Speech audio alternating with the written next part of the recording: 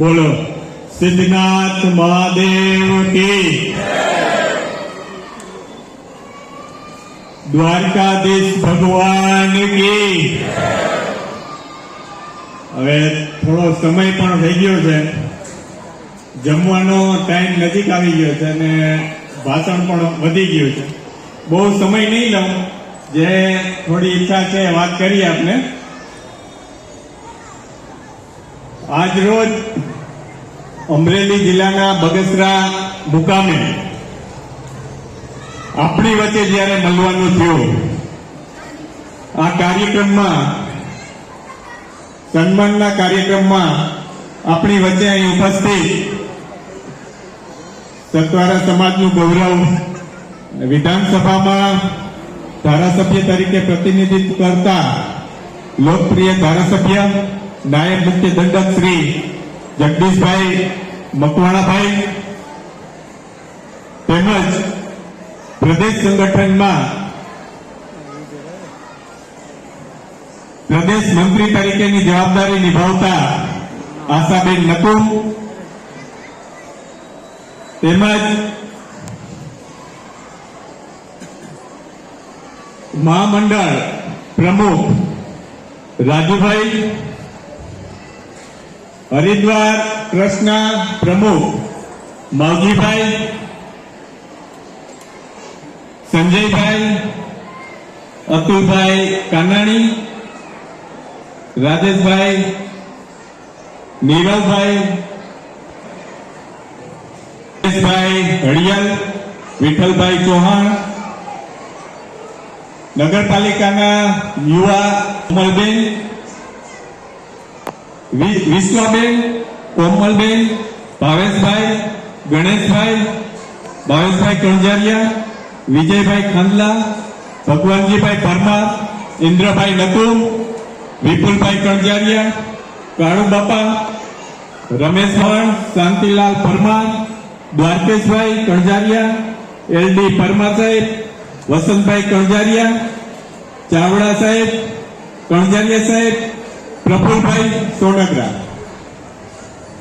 આમ તો સન્માનીય મંચ તેમજ બહોળી સંખ્યામાં પધારેલ વડીલો, માતાઓ, બહેનો, યુવાન મિત્રો, આજ રોજ જ્યારે સાહેબે વાત કરી, વર્ષનો સૌથી લાંબો દિવસ છે અને વિશ્વ યોગ દિવસ છે. મિત્રો, આજે જે સન્માન મળી રહ્યું છે એ સન્માન પણ વિશ્વની મોટામાં મોટી પાર્ટી અને એ પાર્ટીના કાર્યકર્તા તરીકે, જો કાર્યકર્તા તરીકે સૌથી મોટું સન્માન હોય તો મિત્રો એ રાજ્યસભાના બિનહરીફ સાંસદ તરીકે મારું નામ જ્યારે ડિક્લેર કર્યું તો એના માટે આ તમે બધા જવાબદાર છો. મિત્રો, ગુજરાતમાં સમાજ હોય કે દેશમાં સમાજ હોય, જ્યારે સતવારા સમાજની ઓળખ થઈ, તમે જાણો છો, પૂર્વ ધારાસભ્ય અને મારા પિતાશ્રી મેઘજીભાઈ ડાયાભાઈ કણજારિયા એ બગસરામાં અવારનવાર પ્રોગ્રામ કરી ગયા. 2020ની સાલમાં 9મા મહિનામાં લગભગ અહીં આવ્યા હતા અને આપણા જ સમાજની બારોબાર જગ્યામાં કંઈક ખાતમુહૂર્ત કર્યું હતું. તો મિત્રો, એ તો ઘણી વાર પ્રવાસ કરી ગયા છે. મારો આ બગસરામાં પહેલો પ્રવાસ છે. પણ મિત્રો, આ સન્માન જે મળ્યું છે એ ખાલી જીતેન્દ્રભાઈને ઓળખીને નથી આપ્યું. જીતેન્દ્રભાઈની પાછળ મેઘજીભાઈ નામ લાગે છે. મેઘજીભાઈએ પોતે જાહેર જીવનમાં પરિવારને સમય આપવા કરતા વધારે સંગઠનને અને પાર્ટીને સમય આપ્યો છે. મિત્રો, આ સમય આપવાના કારણે પાર્ટીએ જ્યારે કદર કરી છે તો મિત્રો એ બહુ સન્માનની વાત કહેવાય.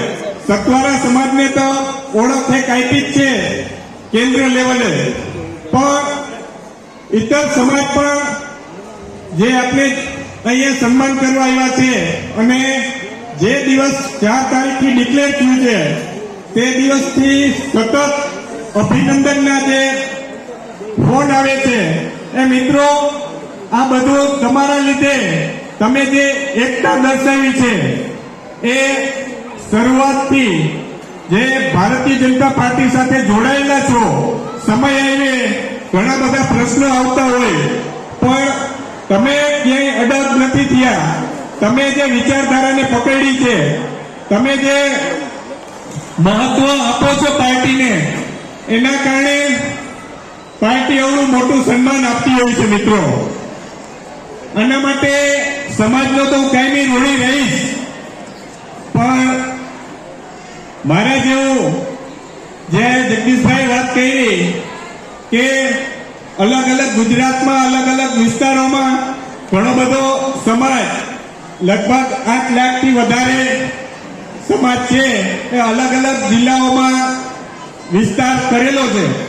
તો આપ લોકો ક્યારે ત્યાં આવો દિલ્હી સાહેબ અને મારા જેવું ક્યારે કામ હોય તો આમ તો સંપર્કમાં રહેશે જ, પણ જે આપણા આગેવાનો હોય છે એના આગળ નંબર પણ હોય છે અને ત્યાં આવું તો એ જીતુભાઈનો નહીં પણ આ તમારા બધાયનું મકાન છે એમ સમજી અને વિચાર્યા વગર ત્યાં આવી જાઓ, જેથી કરી અને આપને પણ આનંદની લાગણી થાય કે સમાજના દીકરા તરીકે તો છે જ, પણ આવો અને સન્માન મળે. બીજા નંબરમાં ઇતર સમાજમાંથી ઘણા બધા કાર્યકર્તાઓ મિત્રોનો ફોન આવતો હોય પણ બધાય માટે આપણે દરવાજા ખુલ્લા જ રાખીએ છીએ. આ એનું જ સન્માન છે કે આપને દિલ્હી સુધી પાર્ટી એક નાના કાર્યકર્તા તરીકે જે 4 વાગ્યા સુધી આમ જ્યારે આની ડિક્લેર થઈ મિત્રો થોડીક વાત કરીશ. જ્યારે ડિક્લેર થયું ત્યારે હું પરિવાર સાથે પહેલી વાર ગુજરાતની બહાર ગયો હતો, પણ મિત્રો મને કોઈ આવી આશા નથી કે હું 2021માં મને જિલ્લા પંચાયતની ટિકિટ આપી હતી અને 5 વર્ષ તરીકે 2 વાર ચેરમેન રહ્યો બાંધકામ સમિતિ અને કારોબારી સમિતિ. પછી આ વખતે પાર્ટીના નિયમના હિસાબે ટિકિટ આપણા જ સમાજના વિસ્તારમાંથી આપી અને એને પણ 5,000ની લીડથી આપણે જીતાડ્યા. પણ પાર્ટીએ વિચાર કરે છે કે જીતુભાઈને ટિકિટ નથી મળી. જ્યારે પહેલી વાર ટિકિટ આપી હતી ત્યારે મિત્રો હું બધી જગ્યાએ ગયો નતો, ખાલી એક અપીલ કરી હતી ને અપીલથી તમારી બધાની લાગણીઓથી આખા ગુજરાતમાં 8,000ની લીડ મળી હતી. આ ત્યારે શક્ય છે જે પાર્ટીમાં પોપાએ વાવેલું છે અને સ્થાનિક લેવલથી કાર્યકર્તા હોય કે સમાજના આગેવાનો હોય એની લાગણીના હિસાબે જ આવું પરિણામ મળતું હોય છે. તો આવું ને આવું જ્યારે હું અહીંયા આવ્યો ત્યારે મને જાણવા મળ્યું કે આપણો આ વિસ્તારમાં પણ નગરપાલિકા જેવા વિસ્તારમાં 5 કોર્પોરેટરોની ટિકિટ આપી અને એ પણ બહુ સારી લીડથી જીતા. એમાંય જે હમણાં ચર્ચા કરી કે જીકેમાં નામ આવે એવા વ્યક્તિ બેન આપણે 21 વર્ષની ઉંમરમાં નગરપાલિકાના સદસ્ય તરીકે ચૂંટાયા. તો મિત્રો આ તમારી એકતા જ દર્શાવે છે કે આવું પરિણામ માત્ર ને માત્ર ભારતીય જનતા પાર્ટી જ લઈ શકે.